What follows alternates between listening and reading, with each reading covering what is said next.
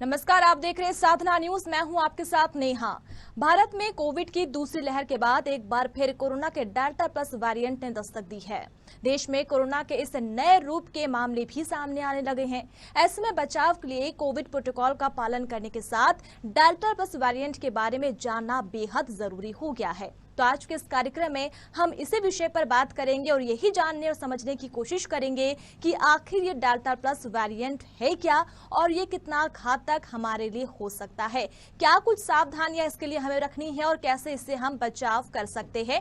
और इसी विषय पर जानकारी के लिए आज हमारे साथ एक पैनल हमारे साथ मौजूद है। सबसे पहले इस पैनल का परिचय आपसे करा देते हैं। हमारे साथ डॉक्टर मालविका सिंह हमारे साथ स्टूडियो में मौजूद है। डायटिशियन है डॉक्टर मालविका, आपका स्वागत है कार्यक्रम में। इसके अलावा डॉक्टर राजेश चौक से एमडी है जो हमारे साथ जुड़े हुए हैं। इसके अलावा डॉक्टर एसके जैन भी हमारे साथ जुड़े हुए हैं, डेंटिस्ट है सर। और इसके अलावा हमारे साथ डॉक्टर भुवनेश गर्ग भी हमारे साथ जुड़े हुए हैं जो कि एमडी है। आप चारों का स्वागत है साधना न्यूज में और हमारे इस खास कार्यक्रम में। सबसे पहले शुरुआत करते हैं डॉक्टर भुवनेश गर्ग आपसे। जिस तरीके से एक खौफ लोगों में देखने को मिल रहा है कि डेल्टा प्लस वेरिएंट, सबसे पहले यही समझने की कोशिश करते हैं कि आखिर ये डेल्टा प्लस वेरिएंट है क्या।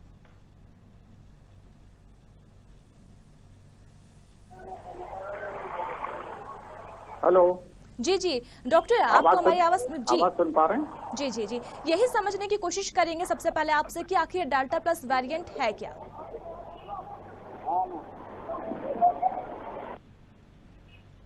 हेलो जी डॉक्टर भुवनेश्वर, आपको हमारी आवाज मिल पा रही है?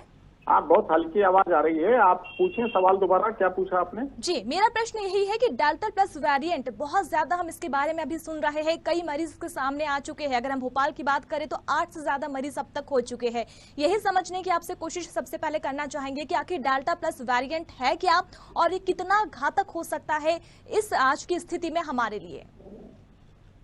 देखिए, संभवतः आप डेल्टा प्लस वेरिएंट का पूछ रही हैं। जी, जिस तरह से हम लगातार देखते हैं कि किसी भी वायरस संक्रमण में, बैक्टीरिया में, फंगस में इनका स्वरूप बदलना, जिसको हम म्यूटेशन कहते हैं, ये म्यूटेशन बेहद खतरनाक होते हैं अगर होस्ट में, मतलब मनुष्यों में उसकी इम्यूनिटी कमजोर हो तो।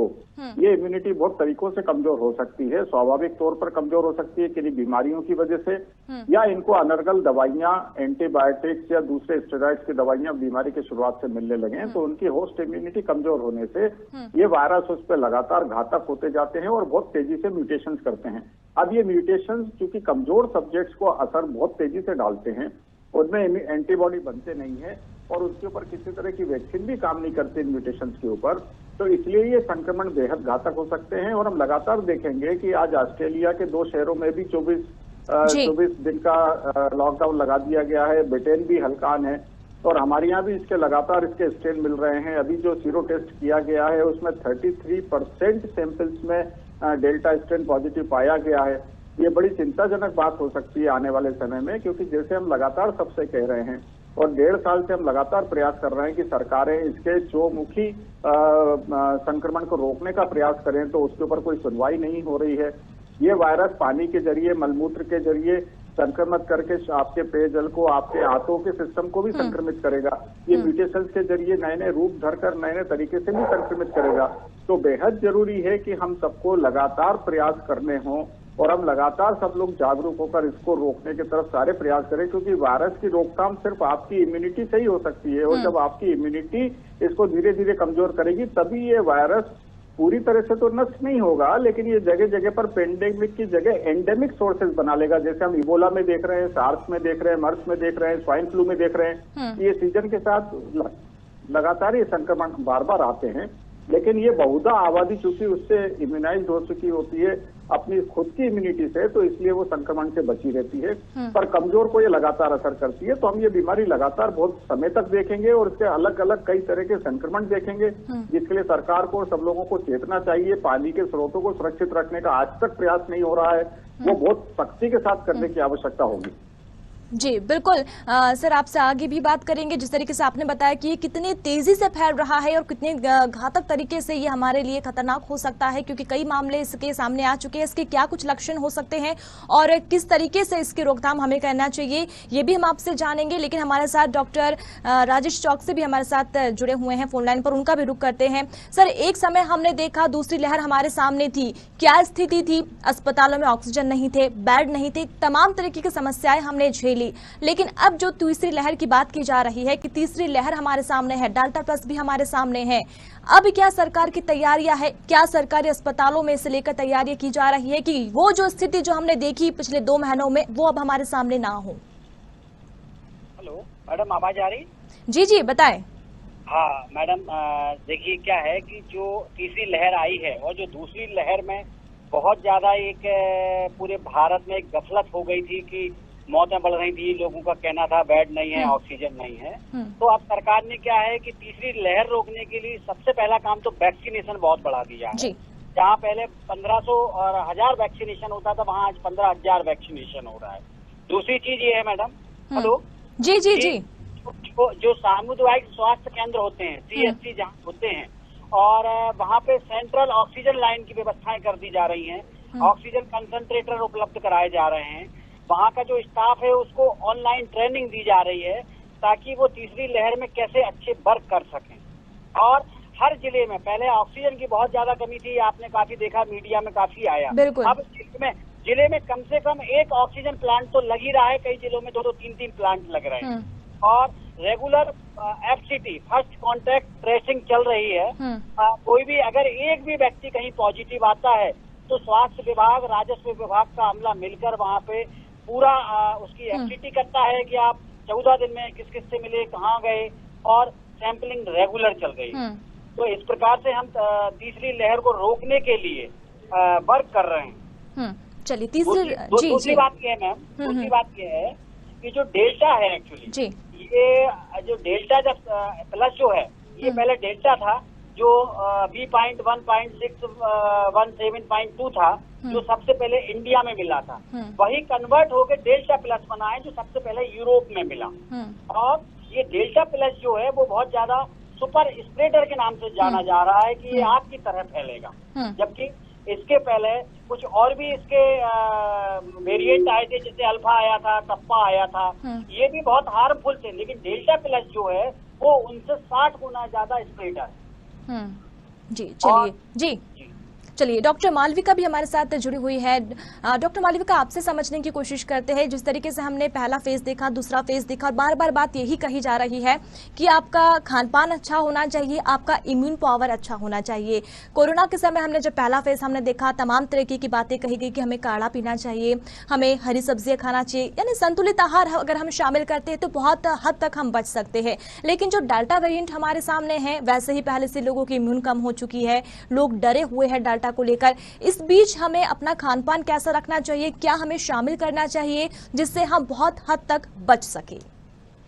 देखिए, यहाँ क्योंकि अभी तीसरी लहर जो है कोरोना की बहुत ही आ रही है सामने, की तीसरी लहर बहुत भयानक होगी, और स्पेशली बच्चों और जो यंग हैं उनमें बहुत ज़्यादा इनके इन्फेक्शन होने के चांसेस बढ़ेंगे। और क्योंकि हम लोग सेकेंड वेव और फर्स्ट वेव से ऑलरेडी जा चुके हैं, तो ऐसे में बहुत सारे लोगों की, जैसे आपने कहा कि इम्यूनिटी वीक भी है, तो ऐसे में खाना पीना डेफिनेटली उनका जो डाइट है वो बहुत ही मेजर इंपॉर्टेंट रोल प्ले करेगा यहाँ पे। इसलिए कोशिश ये करें कि जो भी हम खा रहे हैं वो फ्रेश हो, और आपकी इम्यूनिटी को बूस्ट करने के लिए जैसे कि बहुत सारे फ्रूट्स एंड वेजिटेबल्स हैं, आपके खाने में vitamin D, vitamin A, vitamin के, मिनरल्स और जिंक, इनका विटामिन सी, इनका बहुत ज़्यादा कोलैबोरेशन रहना चाहिए आपके डाइट में। इसके लिए हमें ये करना है कि जैसे हम लोग काढ़ा वगैरह के लिए, जैसे आपने कहा कि अभी पीना है या नहीं पीना, डेफिनेटली ये सारी चीज़ें हमारी इम्यूनिटी को बूस्ट करते हैं। बिकॉज काढ़ा यूजुअली हम लोग तुलसी का या अदरक का, या जो हमारे मसाले घर में पाए जाते हैं जैसे कि काली मिर्च, मिर्च है, दालचीनी है, जायफल है, ये सारी चीज़ें, इनमें ऐसे न्यूट्रिएंट्स पाए जाते हैं जो हमारे इम्यूनिटी को बूस्ट करते हैं। तो डेफिनेटली ये चीज़ें हमारे खान पान में इंक्लूड करना है। इसके साथ जो डाइट आपको लेना है वो कोशिश करें बहुत ही ज़्यादा संतुलित हो। संतुलित यानी कि उसमें बहुत ज़्यादा तेल मसाले या फिर ऑयली फूड या प्रोसेस फूड जैसे कि मैदे वाली चीज़ें हैं, ब्रेड है, पिज़्ज़ाज़ हैं, बर्गर्स हैं, समोसा, कचौरी, इन चीज़ों को अवॉइड करें।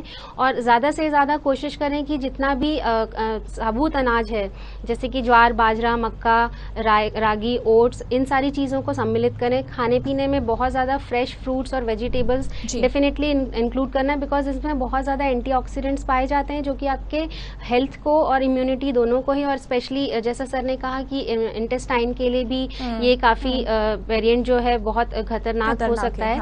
तो इसके लिए कोशिश करें इंटेस्टाइनल जो अपना हेल्थ है, हमारी स्टमक का जो हेल्थ है, इसको इम्प्रूव करने के लिए प्रोबायोटिक्स वगैरह का इस्तेमाल या प्रीबायोटिक्स जैसे कि आप दही का इस्तेमाल करें, छाछ का इस्तेमाल करें, उसके साथ लहसुन है, प्याज है, कच्चे केले हैं, इनको इंक्लूड करें जिससे कि आपका जो इंटेस्टाइनल गट है वो हेल्दी रहे और आप डेल्टा वेरिएंट के लिए अपने आप को तैयार कर सकें जिससे लड़ने के लिए।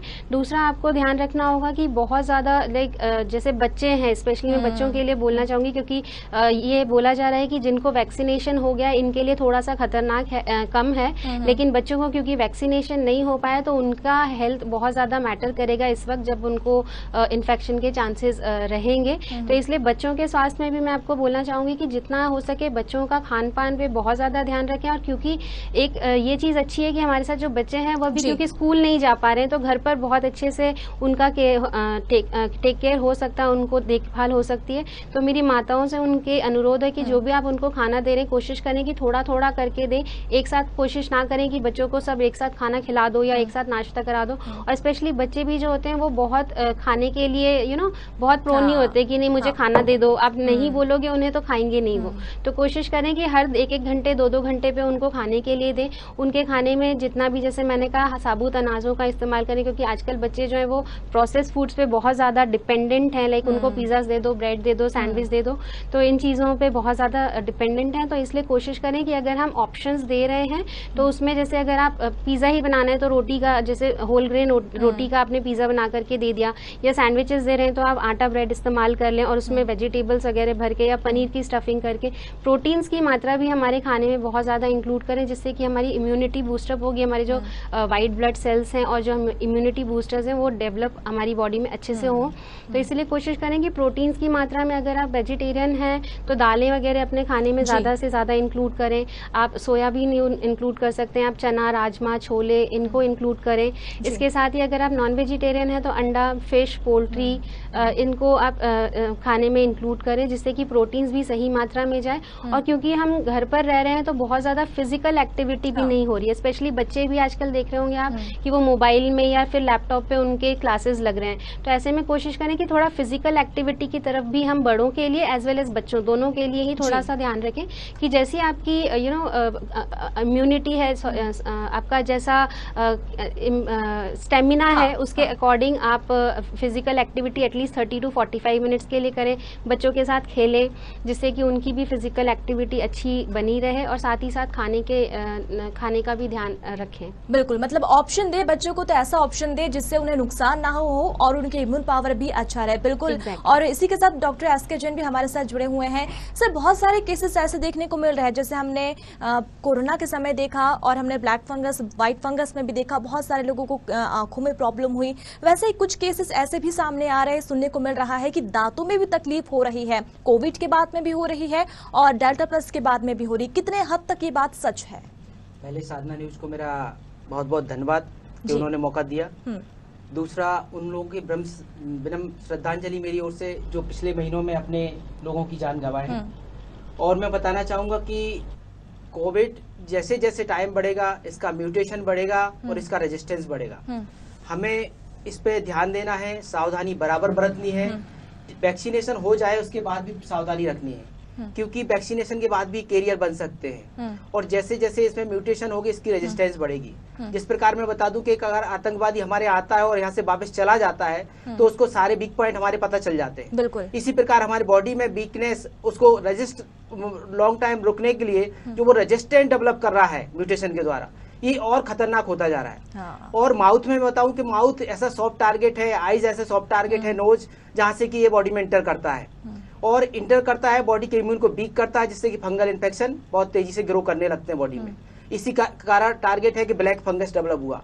ब्लैक फंगस एटमॉस्फेयर में रहता है, लेकिन जहां weakness, immune weakness, body weak हो जाती है, वहां से ये टारगेट देख लेता है और आंखों के जरिए, दांतों के माध्यम से, क्योंकि हमारे इंडिया में काफी पुअर ओरल हाइजीन है। 90% में देखता हूँ बैड पुअर ओरल हाइजीन है, मतलब हम लोग मेंटेन नहीं करते। इसको बहुत जरूरी है, क्योंकि फूड पार्टिकल्स इस माउथ में नॉन हाइजीनिक कंडीशन ये फंगस को डेवलपमेंट के लिए प्रोग्रेस करती है।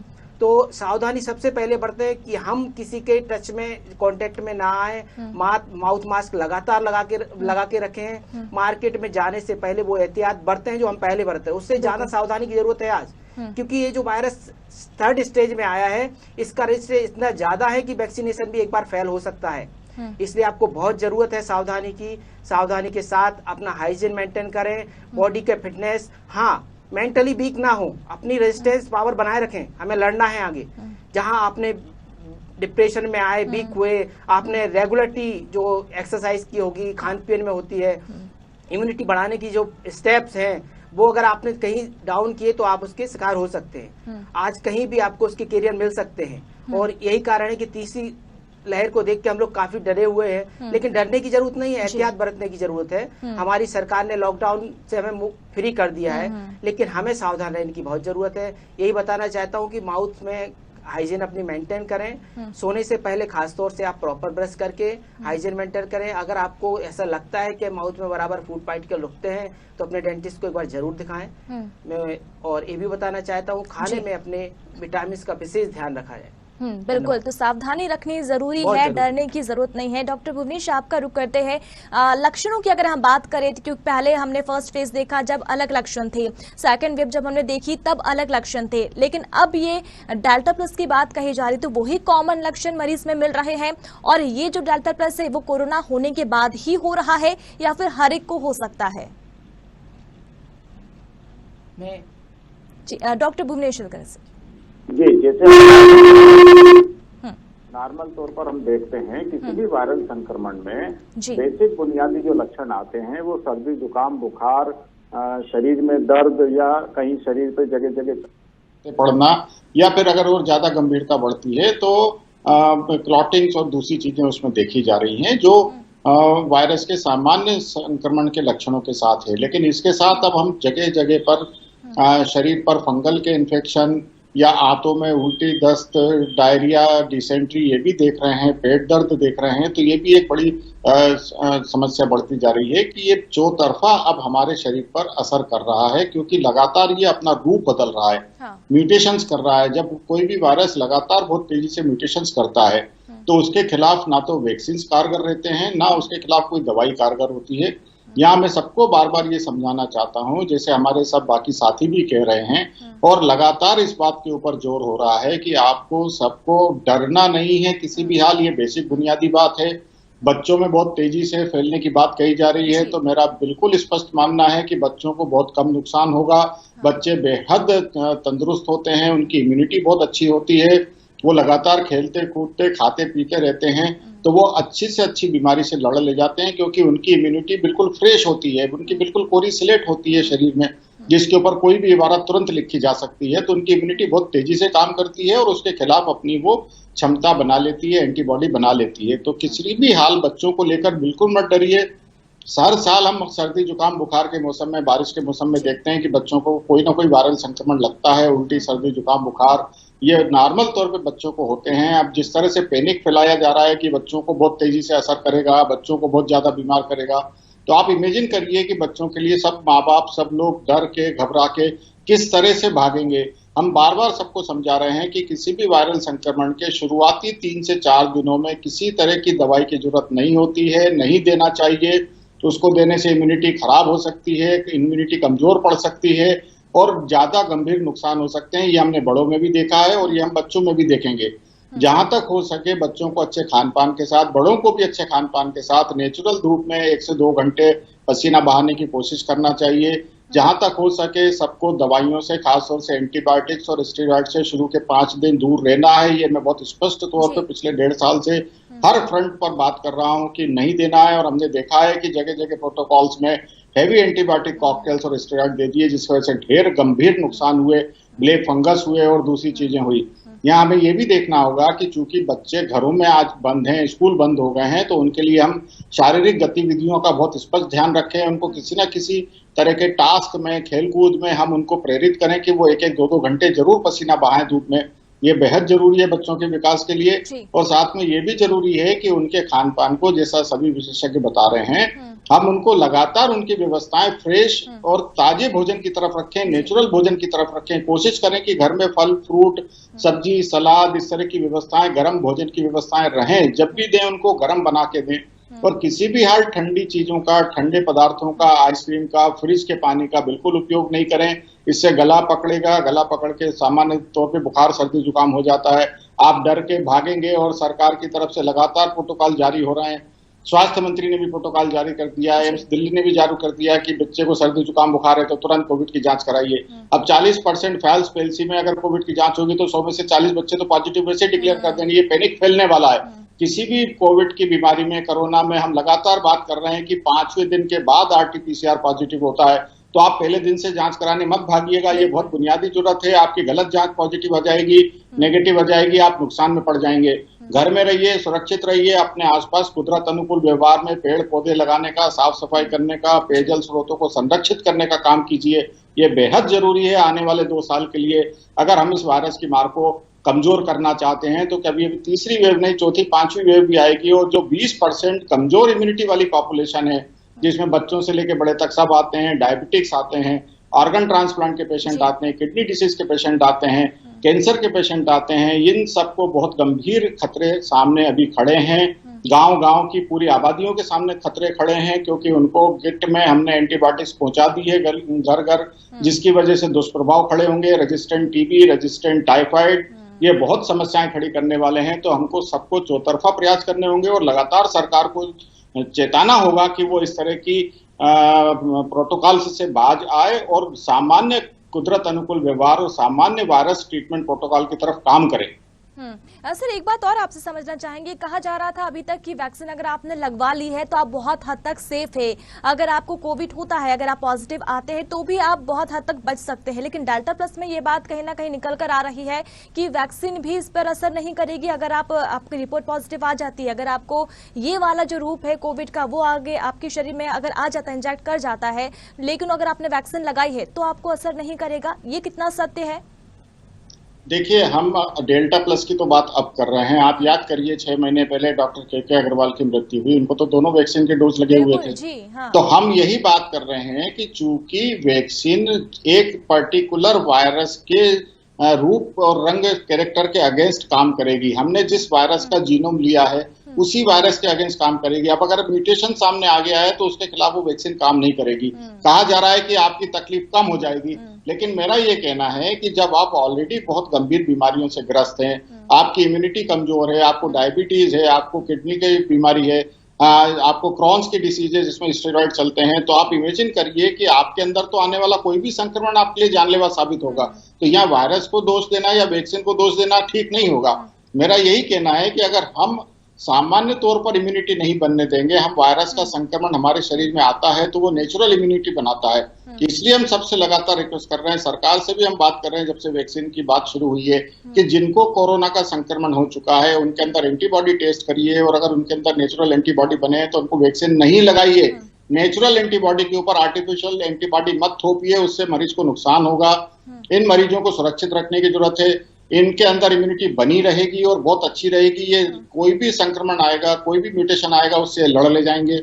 आप इस वैक्सीन को किसी सामान्य मरीज में इस्तेमाल कीजिए जिसके अंदर संक्रमण नहीं हुआ और उसके अंदर एंटीबॉडी नहीं बने, और सबको सिर्फ एक वैक्सीन पहले लगाइए और उसके बाद उनके एंटीबॉडी टेस्ट करते रहिए। अगर उनके अंदर एंटीबॉडी बन गए हैं और अच्छे बने हुए हैं तो आपको उनको दूसरा डोज देने की जरूरत नहीं पड़ेगी। ये भी बात आज सच साबित हो रही है कि जो पहले 4 हफ्ते में वैक्सीन लगने वाली थी, हम लगातार बात कर रहे थे कि ये 6 महीने से पहले दूसरा डोज कतई नहीं लगना चाहिए, और आप देखिए वही सब बातें आज सच साबित हो रही है। बिल्कुल। डॉक्टर राजेश चौकसी का भी हम रुख करते हैं। सर, आपसे यही समझना चाहेंगे, क्योंकि हमने देखा पहला फेज, हमने देखा दूसरा फेज देखा, बहुत सारी गलतियां भी हमारे सामने आई, बहुत सारे हमारा जो सरकारी तंत्र है वहां से भी बहुत सारी गलतियां देखने को मिली और इसका नतीजा जो था वो भी हमारे सामने था। लेकिन अब ये जो हम डेल्टा प्लस की बात कर रहे हैं, बहुत खतरनाक, बहुत तीव्रता से फैल रहा है और बहुत सारे नुकसान भी इसके आने वाले समय में हमारे सामने आ सकते हैं। अगर हमने लापरवाही करी, अगर अभी भी हम सतर्क नहीं हुए, तो इसके जो रूप है, इसके रूप के बाद जो नतीजा होगा वो हमारे सामने हो सकता है। ये भी आपसे समझना चाहेंगे, ये भी आपसे जानना चाहेंगे कि ये जो डेल्टा प्लस है किस किस ऑर्गन पर सबसे ज्यादा असर कर सकता है।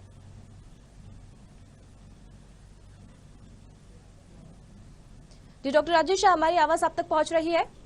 मेरी आवाज पहुंच रही है आपको? मेरी आवाज आ रही है? जी जी जी सर, बताएं। सबसे पहले तो मैडम हमको ये समझना चाहिए कि डेल्टा प्लस वायरस कैसे बॉडी में पहुंचता है। तो मैं आपको बता दूं, आवाज आ रही है? हेलो जी जी, बताएं सर। सबसे पहले तो ये समझना है कि कोरोना का कोई भी वेरिएंट हो, चाहे वो नेवल हो, डेल्टा हो, डेल्टा प्लस हो, अल्फा हो या कप्पा हो, जितने भी वेरिएंट हैं सारे के सारे जो हैं माउथ और नोज के थ्रू बॉडी में इंटर करते हैं। कुछ वायरस जो है आई के थ्रू भी इंटर करते हैं। तो सबसे पहले तो हमको ये करना चाहिए कि हमें ये इस रूट को रोकना चाहिए, अर्थात हमको मास्क लगाना चाहिए, दूरी रखना चाहिए, साफ सफाई करना चाहिए। तो ये तो इसका रूट हुआ। दूसरी चीज आपने ये कहा कि ये किस किस ऑर्गन पे इफेक्ट डालता है डेल्टा प्लस। तो मैम सबसे पहली बात तो ये है कि डेल्टा प्लस में एक नई चीज जो सामने आ रही है, जो WHO बोल रहा है, विश्व स्वास्थ्य संगठन, कि इसमें स्किन के ऊपर लाल चक्के भी आ जा रहे हैं, पैरों की उंगलियों का रंग बदल रहा है, और स्वाद और गंध जो पुराना वायरस में था, जो पुराने वेरिएंट में था, वो भी मिल रहा है। तो कहने का मतलब ये स्किन को भी इफेक्ट कर रहा है। मोस्टली तो ये जो भी कोरोना है, चाहे वो कोई सा भी हो, वो सबसे पहले इफेक्ट डालता है लंग्स पे। वो लंग्स को जाम कर देता है, जिसके कारण बॉडी में ऑक्सीजन सप्लाई रुक जाती है। उसके अलावा ये GIT गैस्ट्रोइंटेस्टाइनल ट्रैक्ट पे भी इफेक्ट डाल रहा है, ये स्किन पे भी इफेक्ट डाल रहा है।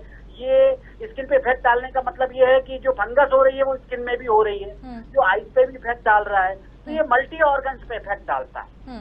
जी डॉक्टर एसके, आपसे अब चलते चलते यही जानना चाहेंगे, आप क्या टिप्स हमारे दर्शकों को देना चाहेंगे कि अगर डेल्टा प्लस हमारे सामने है, कोविड का एक फेज, दूसरा फेज, तीसरा फेज आने वाला है, थर्ड वेव आने वाली है, क्या हम तरीके अपनाएं, क्या सावधानियां रखें हमारे दर्शकों के लिए? मैं आपको बता देना चाहता हूँ कि आप लोग अपने रूटीन में परिवर्तन करिए। सुबह थोड़ा जल्दी उठिए, धूप लीजिए, योगा करिए, सांस की एक्सरसाइज जरूर करिए और हेल्दी डाइट लीजिए। ये नहीं सुबह से ऑयली हैवी फूड मत लीजिए। आप सबसे पहले फल लीजिए, पौष्टिक फल जो है हमारे विटामिन C के साथ, उनको लीजिए, आंवला लीजिए, ऐसे पौष्टिक फल लें और खुश रहिए।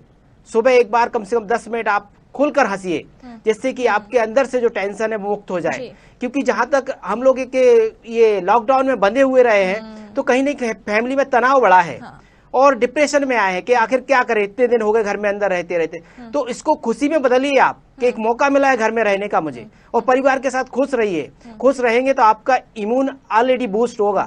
उसके साथ साथ आप लोगों से बातचीत करें तो पॉजिटिविटी में आए, ये ना सोचे आगे क्या होगा। अब हमें इसके साथ रहना है। एक थर्ड वेरिएंट आया, फोर्थ भी आ सकता है, म्यूटेशन उसमें लगातार होंगे, कोरोना खत्म नहीं होगा, उसको खत्म होने में काफी टाइम लग सकता है, लेकिन हमें पॉजिटिविटी रखना है और उसके साथ आगे बढ़ना है। बिल्कुल। डॉक्टर मालविका, आप भी क्या कहना चाहेंगे चलते चलते? जी बिल्कुल, जैसा सर ने बताया कि ये जो वेरिएंट है ये आगे म्यूटेंट होता रहेगा और इसके फेजेस जो है वो नेक्स्ट 1 by 1 आते रहेंगे अगर हम सावधानियां ना बरतें। तो स्पेशली जैसा सर ने कहा कि भाई हमें डिस्टेंसिंग का पालन करना है, मास्क लगाना है, और जैसा जैन सर ने बताया कि हमें खुश रहना है, तो डेफिनेटली खुश रहना भी बहुत ज़्यादा हमारी इम्यूनिटी को डिपेंड करता है, इफेक्ट करता है। तो इसीलिए खुश रहें। और साथ ही साथ भोजन में मैं आपको बोलना चाहूँगी कि हेल्दी मील्स लें, थोड़ा थोड़ा करके मील्स लें, एक साथ खाना ना खाएं, नाश्ता अच्छा हैवी करें, क्योंकि हम देखते जा रहे हैं कि आजकल हमारे रूटीन से, डाइट से नाश्ता जो है वो स्किप हो गया है, हम डायरेक्ट लंच ले लेते हैं या फिर इस तरीके। तो कोशिश करें फ्रूट्स एंड वेजिटेबल्स जैसा संतरा, मौसमी, विटामिन C के सोर्सेज हैं, दूध है, दही है, चीज है। बिल्कुल डॉक्टर मालविका, समय की हमारे साथ कमी है, तो आप चारों का बहुत बहुत शुक्रिया हमसे जुड़ने के लिए और इतनी अच्छी जानकारी हमें देने के लिए। तो डेल्टा प्लस क्या क्या है, कितना ये खतरनाक हम सबके लिए हो सकता है, और तीसरी लहर, संभावित तीसरी लहर की बात कही जा रही है कि तीसरी लहर आएगी, बच्चों पर असर डालेगी, युवाओं पर असर डालेगी, और उसके बहुत सारे लक्षण भी अब अलग अलग सामने आ रहे हैं। आज के इस खास कार्यक्रम में हमने यही समझने की कोशिश किया। बने रहिए साधना न्यूज के साथ।